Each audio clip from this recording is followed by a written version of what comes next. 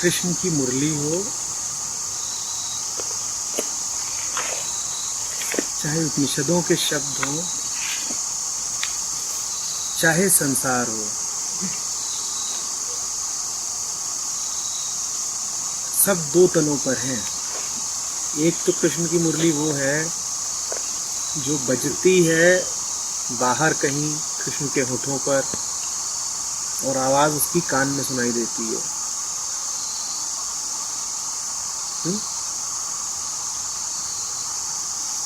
उसको नहीं कहोगे कि वो अनघाता बज रही है, वो तो तब बज रही है जब बांस से हवा प्रवाहित हो रही है। एक दूसरी मुरली है जिसको बजने के लिए न होंठ चाहिए, न बांस, न हवा, वो यहां बजती है।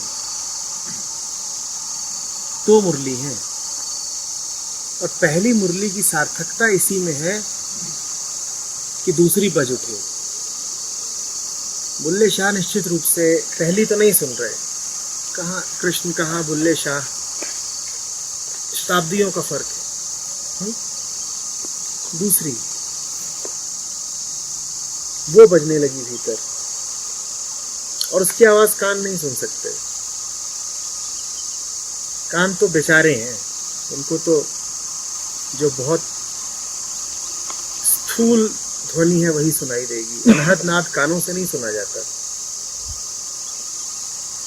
उसी तरीके से संतों के उपनिषदों के शब्द हैं, कानों से नहीं सुने जाते, कहीं और से सुने जाते हैं, हृदय से। बात समझ रहे हैं? कृष्ण की मुरली अगर कानों से सुनी जा सकती तो यकीन जानिए कृष्ण से बेहतर मुरली वादक बहुत है।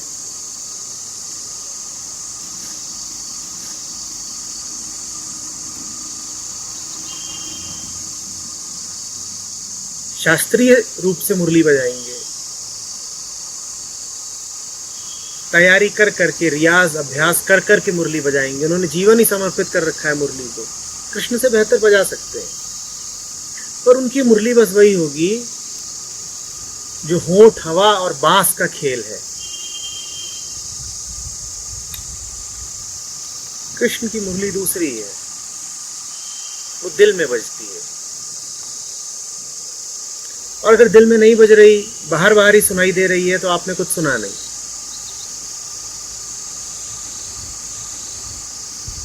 बुल्ले शाह की काफी हो कि रिभु के वचन हो,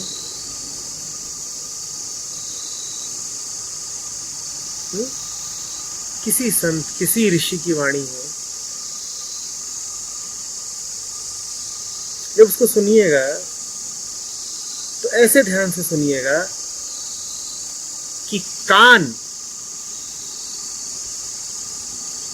बेमानी हो जाए, अनुपयोगी हो जाए।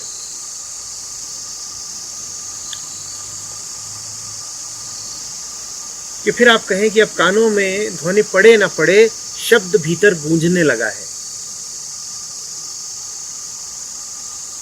शब्द तो माध्यम था, तरीका था।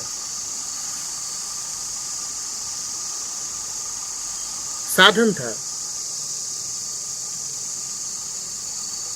आग अब लग गई, हमारे भीतर लग गई है। मुरली बज गई, अब हमारे भीतर बज रही है, अब उसे नहीं रोका जा सकता। बात समझ रहे हैं? और फिर यही संसार में जीने की कला भी है।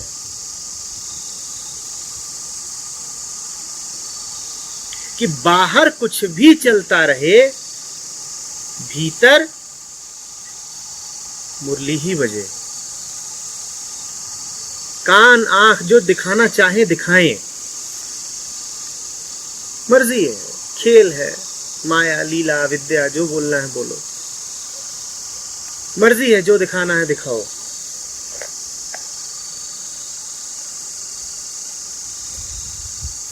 देश बाहर जो चलता है चले, भीतर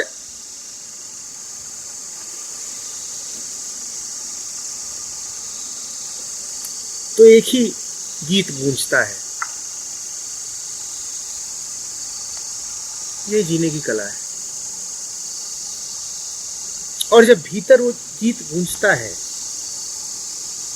तो आश्वस्त रहिए, बाहर भी आप आनंद ही बिखेरते हैं।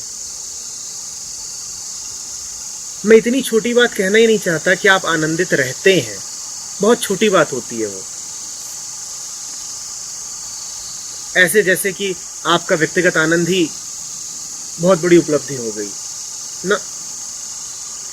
बुल्ले शाह के लिए ये प्रश्न गौण है कि वो आनंदित थे कि नहीं, बहुत छोटी बात है। वो आनंद बिखेरते हैं। समझ रहे हैं बात? उनके लिए ये सवाल अब बेतुका हो जाएगा कि कैसे हो तुम, हम कैसे हैं? ये कोई सवाल हुआ? हम कैसे हैं, ये सवाल सार्थक तब होता है जब इस बात की थोड़ी तो संभावना हो कि हम ऐसे या वैसे हो सकते हैं। हम तो सदा एक जैसे ही होते हैं, तो हमसे पूछो मत कि हम कैसे हैं। फिजूल प्रश्न है।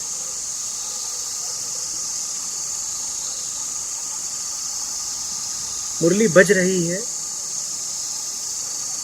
और हम अब निमित्त हैं जिसके माध्यम से मुरली का राग, मुरली की मिठास पूरी दुनिया में फैल रही है।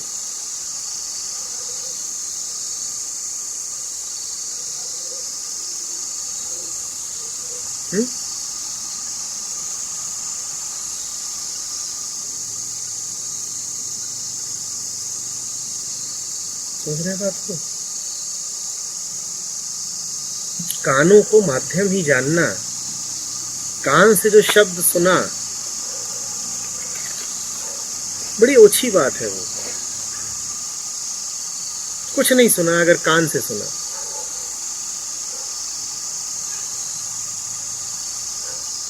और जो तुमसे कहा जाता है कान से, वो इसीलिए कहा जाता है कि शुरुआत तो हो कान से सुनने से, पर जल्दी ही हृदय से सुनने लगो।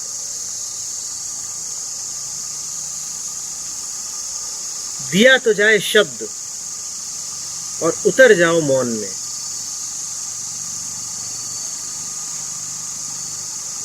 वही मुरली है।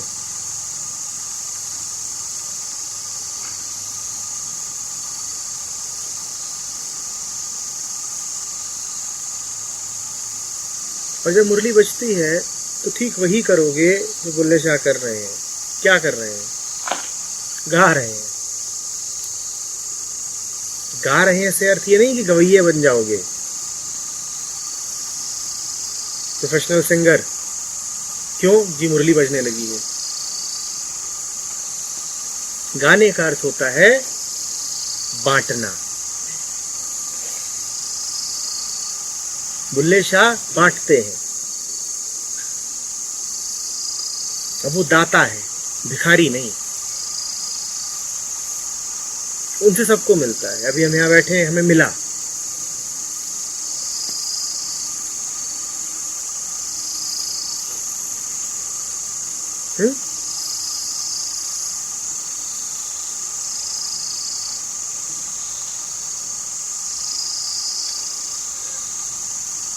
एक बात का और ख्याल रखना, मुरली पहले बजी है, भूलना बाद में हुआ है। पहले नहीं भूल पाओगे कि भूल पहले गए और बहाने बना रहे हो कि अभी तो बहुत सारी दूसरी बातें याद हैं, तो इसीलिए मुरली की ओर जा नहीं पा रहे। मुरली पहले बजेगी, भूलोगे बाद में। क्या भूलोगे? वो जो भूलने लायक ही है, वो जो कभी याद रहना ही नहीं चाहिए था, वो जिसका याद रहना तुम्हारी बीमारी है, तुम्हारा बोझ है, भूल जाओगे।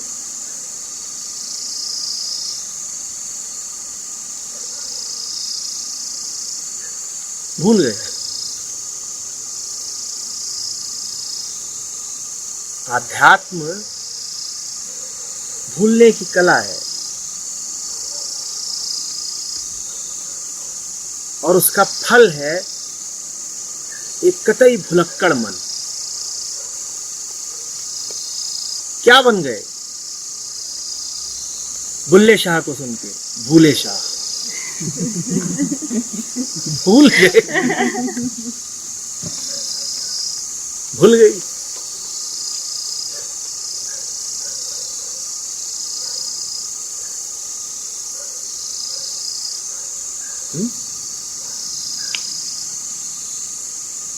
मुरली पहले बजेगी, बजे कैसे? बज रही है, बज रही है। कृष्ण समय में नहीं होते कि कभी थे अब नहीं है। कृष्ण समयातीत है। मुरली बज रही है, लगातार बज रही है। ये जगत और क्या है? कृष्ण की लीला, कृष्ण की बांसुरी की धुन के अलावा ये जगत और क्या है? लगातार बज रही है। तुम थोड़ा ध्यान तो दो।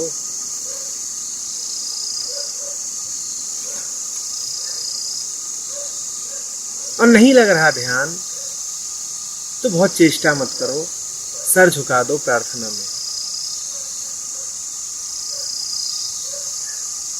मन ऐसा है कि सहजता से ध्यान में उतर जाता है तो ध्यान, और मन अगर नहीं उतरता सहजता से ध्यान में तो लड़ो मत मन से। मन से लड़ना मन को और ताकत दे देगा। चुपचाप सर झुका दो, हो जाएगा। उसी का नाम प्रार्थना है, चुप होके सर झुका देना। कि मांगे भी तो क्या मांगे, जो मांगेंगे भी इसी मन से मांगेंगे।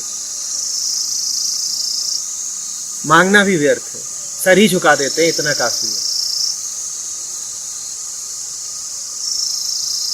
फिर जादू होगा अनायास। कहोगे बजने कहाँ से लगी? कहीं से बजने नहीं लगी, वो बज ही रही थी, तुम सुनने लगे।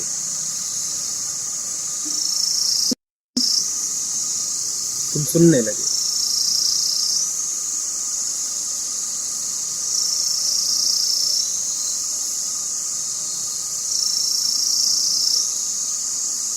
सुनो, अभी भी सुनाई देगी।